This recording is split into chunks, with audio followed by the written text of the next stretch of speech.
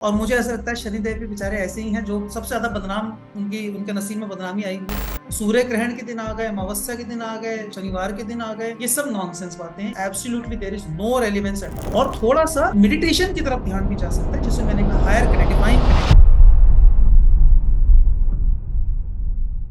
हमारे यहाँ एक बचपन से कहावत सुनते आ रहे हैं कि पीने वाले को पीने का बहाना चाहिए। तो बेसिकली जिस आदमी को जो भी करना है उसको तो वो करना है, उसको कोई बहाने की जरूरत होती है। मैं बहुत साल पहले अपने फादर के बिजनेस में साथ में था, जब छोटा था, और सदर बाजार में वो बिजनेस था हमारा। तो वहां पर हम अक्सर देखते थे कि जब पेमेंट लेने के लिए जाते थे, लड़का जाता था या कुछ भी, हमारा सप्लाई का बिजनेस था। तो जिस दिन 2 बूंद बरसात भी हो गई सदर बाजार में, तो जो दुकानदार होते थे वो पेमेंट मना करते, आज तो बारिश हो गई जी, आज तो बारिश हो गई, पेमेंट नहीं है जी।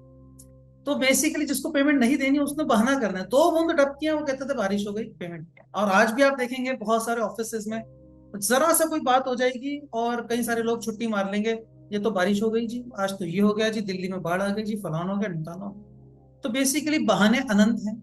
जिसको जो करना है वो करना है, और बदनाम किसी भी चीज को किया जा सकता है। और मुझे ऐसा लगता है शनिदेव भी बेचारे ऐसे ही हैं जो सबसे ज्यादा बदनाम उनके नसीब में बदनामी आई हुई है।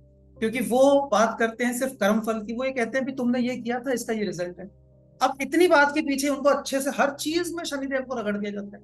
और इससे बेहतर मौका क्या है, जब संसार में 2.5 साल के बाद एक ट्रांजिट आ रहा है उनका। क्योंकि शनिदेव हर 2.5 साल में अपनी राशि बदलते हैं। जो राशि चंद्रमा 2.5 दिन में बदलता है, वो राशि शनिदेव 2.5 साल में बदलते हैं। स्लो चलते हैं क्योंकि बड़ा शरीर है, बड़ा साइज है उनका, और दूरी बहुत है पृथ्वी से, तो वो चक्कर सूर्य से भी दूरी है, तो चक्कर देर में लगता है उनका। इतनी सी ही बात है बस। और एक ट्रांजिट हो रहा है कि शनिदेव राशि बदल रहे हैं। अब वो एक्वेरियस से निकल के, कुंभ से निकलकर, और मीन राशि यानी पाइसेस में जा रहे हैं।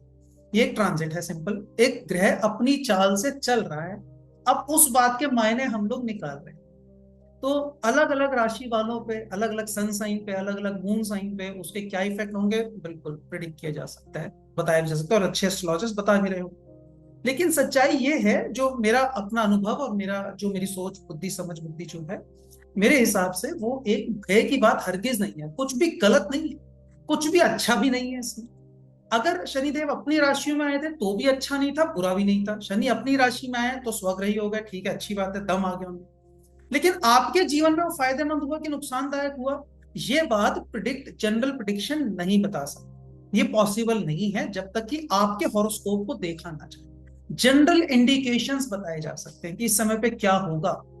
तो हमें ये बात समझनी चाहिए कि यदि शनिदेव पाइसेस में आ रहे हैं, तो पाइसेस का मायना क्या है, उसका जो लॉर्ड है बृहस्पति देव, वो क्या कहते हैं, खुद शनि का स्वभाव कैसा है, ये है बातें हमें समझने की जरूरत है। सूर्य ग्रहण के दिन आ गए, अमावस्या के दिन आ गए, शनिवार के दिन आ गए, ये सब नॉनसेंस बातें हैं, इनका कोई relevance, absolutely there is no relevance at all. तो शनिदेव पाइसेस में आ रहे हैं, इस बात का मायना, सबसे बड़ा मायना, जो जनरल इंडिकेशन, वो क्या है कि यहां पर इन्वेस्टमेंट्स बढ़ जाए। 12वीं राशि आपके जमा खर्च को बताती है। 12वीं राशि ये कहती है कि आपने जीवन में क्या क्या बोया और क्या आप काटेंगे उसके, जो कर्म संस्कार की बातें हम करते हैं। तो 12वां घर, और शनिदेव खुद भी, हम कहते हैं शनिदेव एक्यूमुलेशन को रिप्रेजेंट करते हैं। शनिदेव ठोस, ठोस शरीर, शनि का शरीर कैसा होता है, जो शनि का व्यक्ति होगा ठोस शरीर होगा, गठा हुआ बदन होगा, लंबा होगा। तो 12वीं राशि में जाने का मतलब है कि इस समय पे जो बच्चे पैदा होंगे, उन बच्चों की हम उम्मीद कर सकते हैं कि हाइट ज्यादा होगी, उम्मीद कर सकते हैं। फाइनल कॉल नहीं है, क्योंकि वो उनके हॉरोस्कोप के कॉम्बिनेशन बताएं। और इन जनरल यहाँ पर इन्वेस्टमेंट्स के लेवल बढ़ेंगे। यहाँ पर लोग पैसे को बचाने का प्रयास करेंगे, अपनी संपत्ति को बचाने का प्रयास करेंगे। ये एक जनरल टेंडेंसी है। यहाँ पर लोग सोचेंगे कि हम अब सेविंग्स के प्रति ज्यादा आकर्षित होंगे, लोग इन्वेस्टमेंट्स के प्रति ज्यादा उनका ध्यान जाना शुरू होगा कि हम इन्वेस्टमेंट करें, अपॉर्चुनिटी है। चाहे म्यूचुअल फंड में लगाइए, चाहे मेटल्स खरीदिए, चाहे आप शेयर बाजार में लगाइए, किसी भी और किस्म की इन्वेस्टमेंट कीजिए। ये इन्वेस्टमेंट का समय को प्रमोट करेगा। क्यों इन्वेस्टमेंट करेंगे? ज्यादा प्राप्तियों की सोच के साथ, क्योंकि शनिदेव वेल्थ जनरेशन देते हैं। शनिदेव इनफाइनाइट वेल्थ देते हैं। शनिदेव का न्यूमरोलॉजी में नंबर 8 है, और 8 का डिजिट जो है वो इन्फिनिटी के सिंबल के नजदीक है। इसलिए शनिदेव अनलिमिटेड वेल्थ जनरेट करने की ताकत रखते हैं, क्योंकि स्टेमिना हाई है, कितना भी कर सकते हैं, कितनी भी मेहनत कर सकते हैं। तो ये जो ट्रांजिट है, ये ट्रांजिट आपको एनकरेज करता है, खास तौर पे उन लोगों को जो शनिदेव से जो इन्फ्लुएंस है, जिनके रूलिंग प्लैनेट है शनि, जिनका सन साइन या मून साइन कैप्रिकॉन या एक्वेरियस है, जो कुंभ राशि या मकर राशि है, चाहे सूर्य राशि चाहे चंद्र राशि, या जिनका लगन लगन 10 नंबर का 11 नंबर का होगा, उन सब के जीवन में ये प्रभाव आने की उम्मीदें बनती हैं। तो आप लोगों का रुझान बैठेगा कि हम लोग कुछ इन्वेस्टमेंट्स करें, कुछ अपनी इनकम को बढ़ाने का प्रयास करें, हम लोग alternative source of income create करें, या फिर हम अपने को बदलाव लाएं, अपने आप को ट्रांसफॉर्म करें। शनिदेव स्पिरिचुअलिटी को भी रिप्रेजेंट करता है। तो यहाँ पर लोगों का जो एक जनरल ट्रेंड है वो आएगा कि हम थोड़े स्पिरिचुअलिटी की तरफ जाएगा। स्पिरिचुअलिटी कैसी? रिचुअलिस्टिक नहीं, ये स्पिरिचुअलिटी होगी सच को समझने वाली स्पिरिचुअलिटी, जो ईश्वरत्व है उसको अनुभव करने की स्पिरिचुअलिटी। यहाँ पर ये नहीं हो रहा है कि भाई तंत्र में जाएं, ये आडंबर करें, कुछ भी करें। शनिदेव आडंबर के खिलाफ। हाँ, कोई प्रोसीजर है तो उसको अप्रूव करते हैं, आपने शिवलिंग पर जल चढ़ाया, दैट इज ओके। लेकिन कोई पर्टिकुलर कर्म कांड की तरफ जाना वो उनका स्वभाव नहीं है, ओरिजिनल स्वभाव नहीं है। पंडितों ने और दूसरे धर्म के सो कॉल्ड रक्षकों ने उसको बना दिया, वो एक बात की। तो यहाँ पर लोगों का स्वभाव आएगा कि हम अपने आप को बेहतर करें, अपनी इनकम को बढ़ाएं, अपने जीवन को, अपनी फाइनेंशियल स्टेटस को, अपने सोशल स्टेटस को कंसोलिडेट करें, अपनी इज्जत में इजाफा करें, क्योंकि बृहस्पति जिसकी राशि में जा रहे हैं वो इज्जत देने वाला है, वो विद्या देने वाला है, वो जीवन को बेहतर करने वाला है। तो यहाँ पर मैरिड लाइफ बिगड़ जाएगी, हरगिज ऐसी कोई जनरल इंडिकेशन नहीं है। यहाँ पर उल्टा आप अपने जीवन को बेहतर करने के लिए प्रयासरत होंगे, आप और अपनी कमियों को सुधारने की तरफ कोशिश करेंगे, आप स्पिरिचुअल होने की कोशिश करेंगे, डिवाइन के साथ कनेक्ट होने की कोशिश करेंगे, क्योंकि 12वां घर और 12वीं राशि मोक्ष प्रदान करने की भी राशि।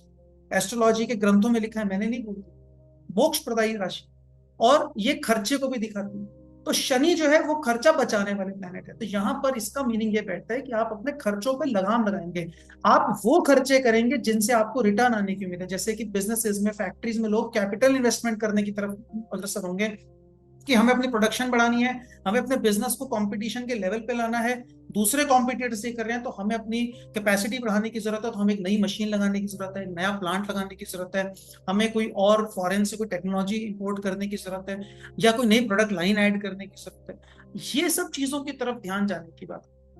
तो ये ट्रांजिट मेरे हिसाब से एक एक जनरल जो एक ट्रांजिट है वैसा ही है। शनिदेव तो अपनी चाल पे चले जा रहे हैं, हमारे ऊपर उसका क्या प्रभाव पड़ेगा ये डिपेंड करता है कि हमारे हॉरोस्कोप में शनिदेव कौन सी राशि में है, बर्थ राशि नेटल चार्ट में, जन्म कुंडली में शनिदेव कौन सी राशि में है, कितने डिग्री पे बैठे हैं, और हमारा लगन क्या है, हमारा मून साइन क्या, हमारी राशि क्या है, हमारा नक्षत्र क्या है, कितने डिग्री का हॉरोस्कोप है।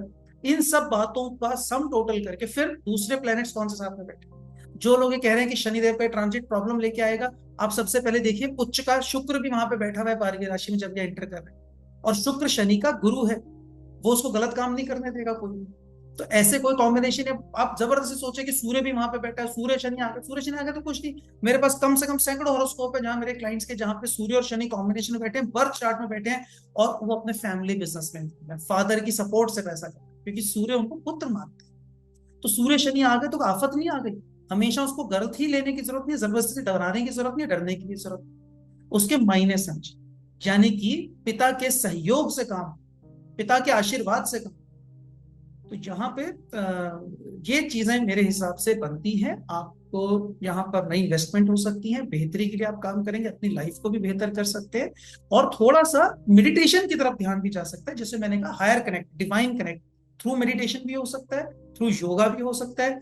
यहाँ पे फिजिकल एक्सरसाइजेस, जो यौगिक एक्सरसाइजेस, उस तरफ भी रुझान जा सकता है। मस्कुलर प्रॉब्लम या इस किस्म की चीजें आने के चांसेस हैं, हड्डियों में दर्द हो जाए, जॉइंट में हो जाए, कोई आपका पैर स्लिप हो जाए, चोट लग जाए, खासतौर पे पैर के हिस्से में, क्योंकि शनि पैर को रिप्रेजेंट करते हैं और उनकी राशियां भी पैर को रिप्रेजेंट करती हैं। तो ये पॉसिबिलिटीज बन सकती हैं अगर आपके हॉरोस्कोप में शनिदेव नेगेटिवली इन्फ्लुएंस्ड हैं, मान लीजिए मंगल की दृष्टि जा रही है या कोई और एस्पेक्ट इस किस्म का है, तो ये कॉम्बिनेशन बन सकते हैं। अदरवाइज, और ये कोई बड़ी बात नहीं है, हर एक की लाइफ में बुरा हाल हो जाएगा ऐसा कुछ भी नहीं, छोटा मोटा चोट लग गई ठीक है, फिजियोथेरेपी कराएंगे, ऑर्थोपेडिशियन के पास जाएंगे, दवाई करेंगे, एक्सरसाइजेस करेंगे, ठीक हो जाएंगे, कोई लंबी चौड़ी बात। So there is nothing to worry. आप लोग उसको बहुत पॉजिटिवली उसको चलिए, नॉर्मल अपना जीवन जिए, और जो प्रॉब्लम्स है उसको डायग्नोज करके उसका उपाय किया जाता है। अननेसेसरी पहले से ही सोच लें कि बुरा होने वाला है और उसके उपाय चालू कर दे। मैं देख रहा हूँ, मैंने सुना कि बहुत सारे बहुत हेवी अकल्ट रेमेडीज दी जा रही है, शमशान में जाओ, यहाँ जाओ, वो जाओ। एब्सोल्युटली रविश, कुछ इन चीजों की जरूरत नहीं है। इस किस्म के गहरे उसमें ना जाएं। सिर्फ अपनी दुकानदारी चमकाने के लिए इस किस्म के उपाय दिए जाएं तो वो भी उचित नहीं है, क्योंकि वो एक नेगेटिव कर्म बनाता है। तो जो लोग बता रहे हैं उनको भी बचना चाहिए, और जो लोग फॉलो कर रहे हैं उनको भी समझना चाहिए कि इस तरह के उपाय नॉर्मली नहीं किए जाते। आपको कोई भी प्रॉब्लम ना हो और आप जाके सर्जरी की टेबल पे लेट जाए कि सर्जरी कर दो, पता नहीं कुछ बुरा होने वाला है, पहले ही काट दो, ऐसा तो नहीं होता ना। पहले आप दवाई डॉक्टर के पास नहीं पहुंच जाते ना, कोई हैवी मेरे को एंटीबायोटिक दे दो जी, पता नहीं कुछ बुरा समय आ रहा है, ऐसा तो नहीं करते ना। आप वेट करते हैं, भगवान ने करे बुखार हो गया तो पहले क्रोसिन खाएंगे, उसके बाद भी अगर नहीं ठीक हो, ईश्वर ना करे, तो आप जाके डायग्नोज कराएंगे, डॉक्टर से सलाह लेंगे, वो कहेंगे कि ये डायग्नोज कराओ, फिर हम सॉल्ट डिसाइड करेंगे कौन से मेडिसिन कोर्स ऑफ एक्शन। ऐसे ही एस्ट्रोलॉजी में भी किया जाता है। तो अननेसेसरी भय से बचें, सच को समझे, ग्रहों को समझे, उनसे डरे नहीं। वो सिर्फ एक ऊर्जाएं हैं, जीवन को चलाने वाली ऊर्जाएं हैं, और उन्हीं में से एक प्रोमिनेंट ऊर्जा शनिदेव की है, क्योंकि वो आपके जीवन को स्थिरता प्रदान करते हैं, स्थायित्व प्रदान करते हैं, और इसलिए हमारे पितरों से रिलेट होते हैं।